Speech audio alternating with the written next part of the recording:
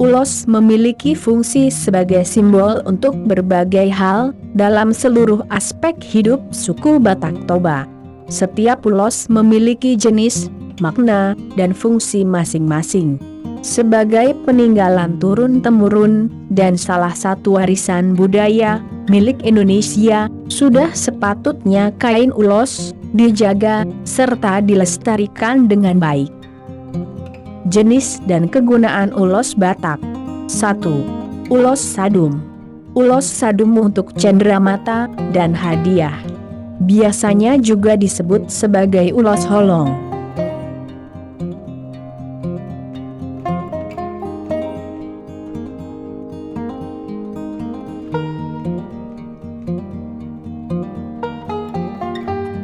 Dua. Ulos mangiring. Sering diberikan sebagai ulos parompa untuk menggendong anak, dengan harapan anak yang akan memakai parompa ini akan terus dalam iringan orang tuanya. Kalau zaman dulu katanya ulos ini sering dihadiahkan kepada dua kekasih ataupun pasangan muda. Ulos mangiring itu memiliki motif yang lurus dan beriring-iringan. Ulos mangiring ini biasanya diberikan kepada anak yang baru dilahirkan, dengan maksud agar anak yang lahir akan diiringi oleh anak yang akan lahir selanjutnya, berharap kepada Tuhan akan diberikan lagi keturunan yang banyak.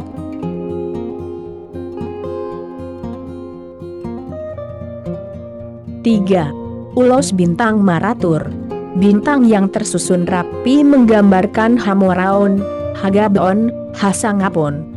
Biasanya diberikan saat memasuki rumah dan juga saat 7 bulanan.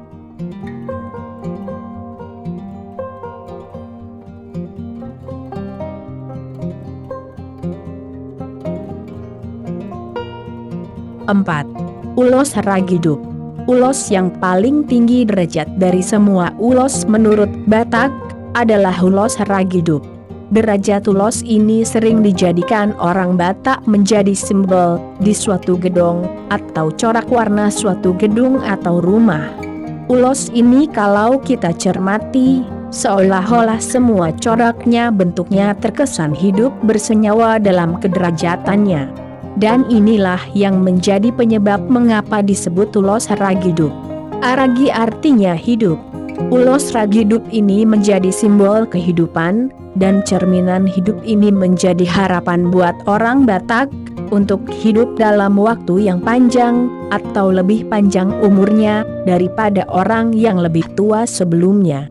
Sehingga bagi orang Batak, tindakan bunuh diri menjadi suatu tindakan yang paling bodoh dan perlu dihindarkan dalam kondisi apapun. Ini pula yang menjadi salah satu mengilami orang Batak punya prinsip biar miskin yang mendera sepanjang perjalanan hidup, namun tetap harus berjuang demi hidup. Biasanya ulos ini dipakaikan dengan cara dijadikan selendang, si tali hononton. Itu sebabnya ada umpama berikut, agiape lapalapa, asal ditoruni sobuan, agiape malapalap, asal ma dihangoluan, ai saena boitu partalagagabe parcucuan. Bagian-bagian nama dan arti dari ulos Raghidup adalah, ada dua sisi tepi sebagai batas, yang menjelaskan kalau semua yang ada di dunia ini ada batasnya. Dua sisi tadi mengapi 3 bagian dan disebut badan. Bagian paling ujung di mana bentuknya kelihatan sama disebut inganani pinarhalak. Inganani pinarhalak terbagi 2 lagi, yakni inganani pinarhalak bawah, laki-laki, dan inganani pinarhalak bolboru. Bagian badan tadi, warnanya merah kehitaman dan ditingkai garis-garis putih yang disebut honda. Inganani pinarhalak tadi adalah simbol Hagabon, Maranak dan Marboru.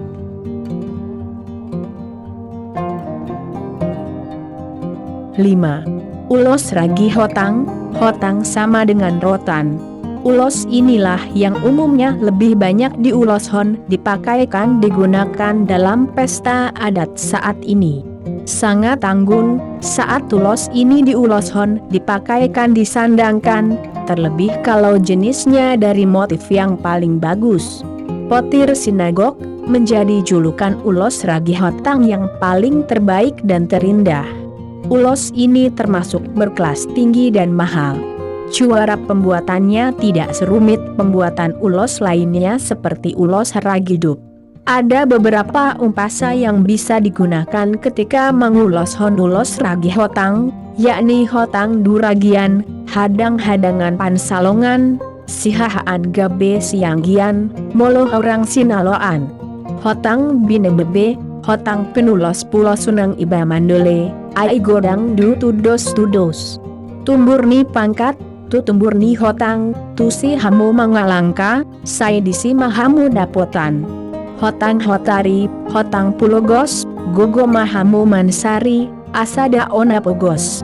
Hotang du bahan hirang, laho mandurung pora-pora, syaida omanian hamu nasirang, alai lembalga maholong ni roha hotang di para-para, ijuk di parlabian, saida omana samara, jala sairo meparsaulian.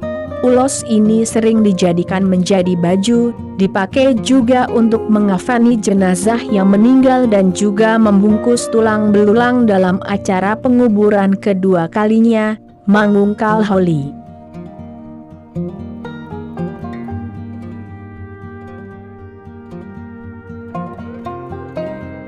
Enam.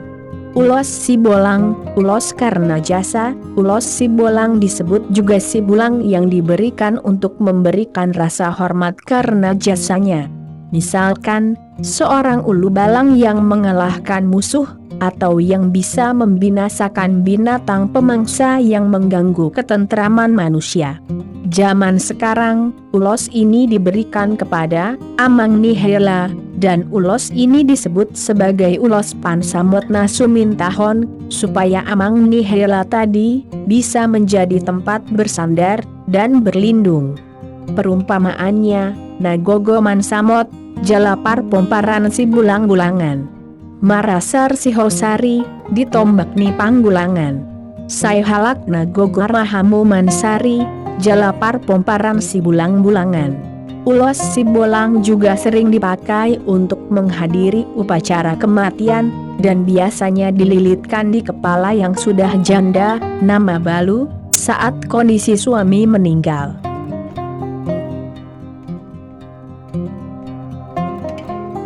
7. Ulos Harungguan.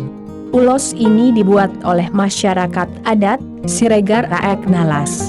Ulos ini mendapat sebutan sebagai rajanya ulos.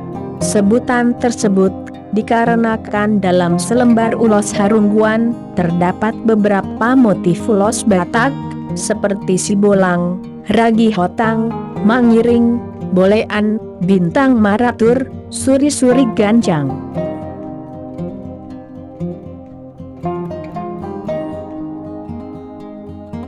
8. Ulos suri-suri ganjang. Biasanya disebut saja ulos suri-suri, berhubung coraknya berbentuk sisir memanjang. Sandrang Yesen, seorang antropolog yang meneliti tentang kain tenun ulos di tanah Batak, mengungkapkan, ulos suri-suri ganjang adalah satu dari 3 ulos dengan motif awal yang berkembang di Toba. Ulos ini adalah ulos dengan motif sederhana, dengan pola vertikal, dengan pembagian 3 bidang ulos. Dahulu ulos ini dipergunakan sebagai ampe-ampe hande-hande. Pada waktu Margondang memukul gendang, ulos ini dipakai hula-hula, menyambut pihak anak boru. Ulos ini juga dapat diberikan sebagai ulos tondi kepada pengantin. Ulos ini sering juga dipakai kaum wanita sebagai sabe-sabe. Ada keistimewaan ulos ini yaitu karena panjangnya melebihi ulos biasa. Bila dipakai sebagai ampe-ampe, bisa mencapai 2 kali lilitan pada bahu kiri dan kanan sehingga kelihatan pemakai layaknya memakai 2 ulos. 9. Ulos Sitolung Tuho.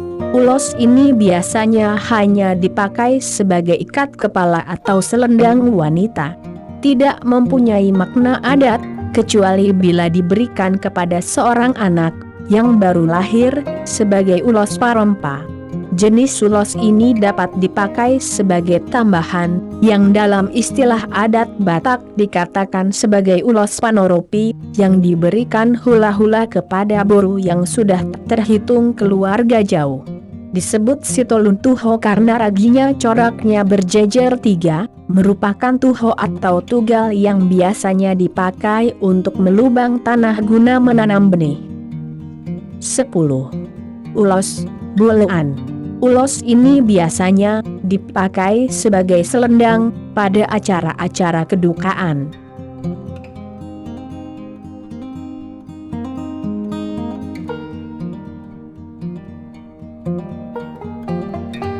Demikianlah jenis dan fungsi ulos Batak Toba. Kekeliruan, kekurangan, kesalahan, maupun cara penyampaian yang kurang tepat, sebelumnya kami mohon maaf. Saran dan kritik membangun, silahkan tulis di kolom komentar. Terima kasih. Subscribe, like, jangan lupa loncengnya, dan share. Horas, Horas, Horas.